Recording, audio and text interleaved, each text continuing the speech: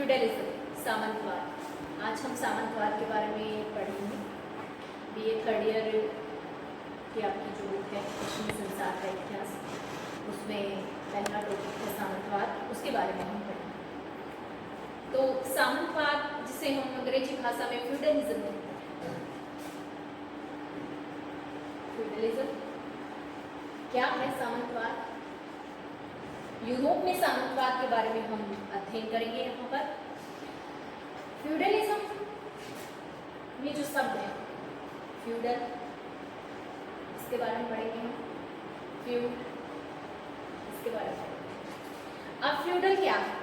Feudal Lord, feudal Lord जिसे हिंदी में कहते हैं सामंत। सामंत कौन होते थे, इसके बारे में हम पढ़ेंगे। फ्यूड क्या था? फ्यूड, फ्यूड उस क्षेत्र या जमीन को कहते थे जिस क्षेत्र या जमीन का मालिक कौन था? फ्यूडल लॉर्ड यानी सामंत। फ्यूड वह क्षेत्र या जमीन थी जिसका मालिक होता था फ्यूडल लॉर्ड या सामंत। अब इस क्षेत्र या जमीन पर खेती कौन करता था? किसान। और इसमें जो उपज होती थी उसका कुछ हिस्सा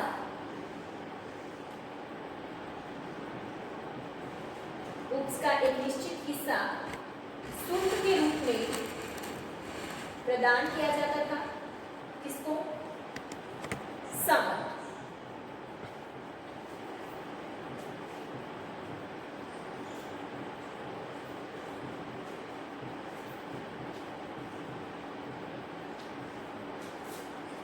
फ्यूडलिज्म, सामंतवाद। फ्यूडलिज्म में जो फ्यूड शब्द है वो क्या है? वह क्षेत्र या जमीन जिसका मालिक होता था फ्यूडल लॉर्ड या सामंत। इस जमीन पर खेती करते थे किसान। किसानों को जो उपज होती थी उस भूमि से उसका कुछ हिस्सा वो निश्चित शुल्क के रूप में अदा करते थे सामंत।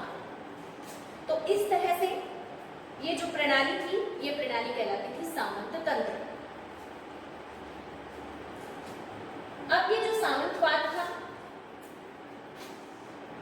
ये मध्यकालीन यूरोप की विशेषता थी। मध्यकालीन यूरोप की प्रशासनिक व सामाजिक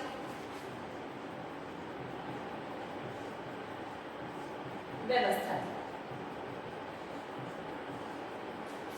वैसे तो सामंतवाद उभरना शुरू हो गया था 5वीं सदी के आरंभ में, लेकिन इसका विकसित रूप हमें दिखाई देता है 8वीं सदी से 13वीं सदी के बीच। यूरोप के संदर्भ में हम यहाँ पर बात कर रहे हैं। यहाँ पर हमने सामंतवाद का परिचय पढ़ लिया है। अब हम बात करते हैं सामंतवाद की पृष्ठभूमि, ऐतिहासिक पृष्ठभूमि, यानी सामंतवाद का उदय कैसा हुआ, इसकी ऐतिहासिक पृष्ठभूमि के बारे में हम यहाँ पर बात करेंगे। तो सामंतवाद की ऐतिहासिक पृष्ठभूमि अगर हम देखें,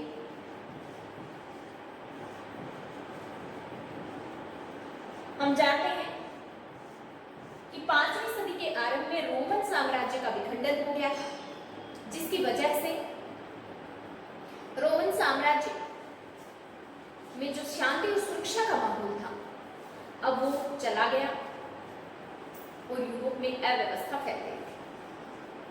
ऐसा किस वजह से हुआ? क्योंकि रोमन साम्राज्य की सीमा से दूर जो उत्तरी सागर और कृष्ण सागर का क्षेत्र था, वहां पर जर्मन कबीले रहते थे और ये जर्मन कबीले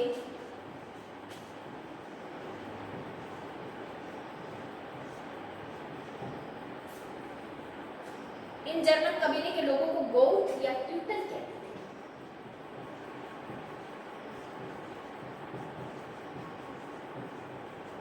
अब थोड़ा सा हम जर्मन कबीलों के बारे में पढ़ते हैं। तो जर्मन कबीलों ने रोमन साम्राज्य पर क्यों आक्रमण किया? इसकी वजह यह थी कि मध्य एशिया में जो हूण थे, चीन के हान वंशी शासकों ने हूणों पर आक्रमण किया और हूणों को मध्य एशिया से निकाल दिया। हूणों ने जर्मन कबीलों पर आक्रमण किया और जर्मन कबीले अपनी सुरक्षा के लिए भागकर रोमन साम्राज्य में आ गए। रोमन सम्राट ने उन्हें सुरक्षा का आश्वासन दिया, लेकिन रोमन अधिकारियों के दुर्व्यवहार की वजह से वो विद्रोही हो गए। चौथी शताब्दी के अंतिम काल में पश्चिमी गोत्र या बीसी गोत्र जो जर्मन कबीले के लोग थे वो आ गए थे रोमन साम्राज्य में। रोमन सम्राट ने उन्हें सुरक्षा का आश्वासन दिया था, लेकिन वही बात रोमन अधिकारियों के दुर्व्यवहार की वजह से उनके साथ बुरा व्यवहार हुआ, उन्होंने विद्रोह कर दिया। पहले उन्होंने रोमन सम्राट को कहा था कि हम आपके रोमन सैनिक बनकर लड़ेंगे जब भी आप कहोगे, लेकिन जब उनके मन में विद्रोह आ गया तो उन्होंने रोमन सम्राट का विरोध करना शुरू कर दिया। इसकी वजह से 378 ईस्वी में एड्रियानोपल का युद्ध हुआ। एड्रियानोपल के युद्ध में जो बीसी गोत्र थे यानी पश्चिमी गोत्र जर्मन कबीला था उसने हरा दिया था रोम, यानी बीसी गोत्र जीत गए थे, रोमन हार गए थे। इनका उत्साह बढ़ गया था, जिसकी वजह से 410 ईस्वी में बीसी गोत्रों ने रोम पर भी अधिकार कर लिया था।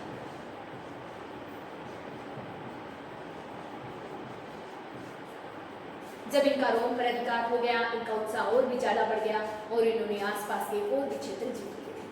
ये जर्मन कबीले भी बहुत सारे थे, यानी संख्या में अलग अलग इनके नाम भी थे।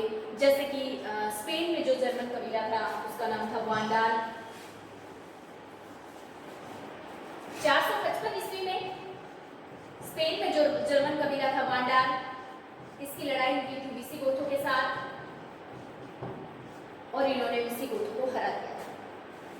फिर उसके बाद ओस्ट्रोगोथ या पूर्वी गोथ जर्मन कबीला, ओस्ट्रोगोथ या पूर्वी गोथ जर्मन कबीले ने भी रोमन साम्राज्य के कुछ हिस्सों पर अपना अधिकार कर रखा था।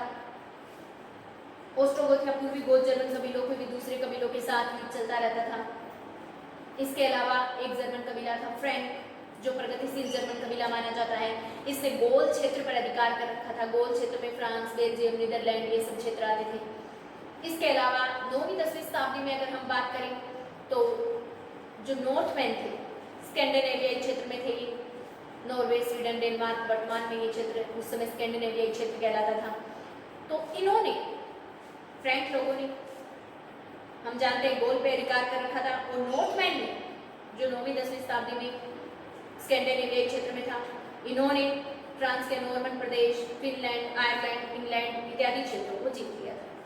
इस तरह से इन जर्मन कबीलों में आपस में भी युद्ध रहते थे और इन्होंने रोमन साम्राज्य के खंडित क्षेत्रों पर, अलग अलग क्षेत्रों पर अपना अधिकार जमा रखा था, जिसकी वजह से अब जो रोमन साम्राज्य के लोग थे, किसान थे, वो खुद को असुरक्षित महसूस कर रहे थे क्योंकि उन पर लगातार आक्रमण होते जा रहे थे। अब वो किसान असुरक्षा की वजह से जाते हैं सामंतों के पास, यानी कि जो बड़े कुलीन सरदार थे उनके पास जाते हैं, उनसे अपनी सुरक्षा का आश्वासन मांगते हैं और बदले में उन्हें कहते हैं कि हम आपको अपनी भूमि सौंप देंगे। इस तरह से सामंतवाद की नींव का आधार तैयार हो गया। सामंतवाद के विकास के कारणों के बारे में हम अगले टॉपिक में पढ़ेंगे। धन्यवाद।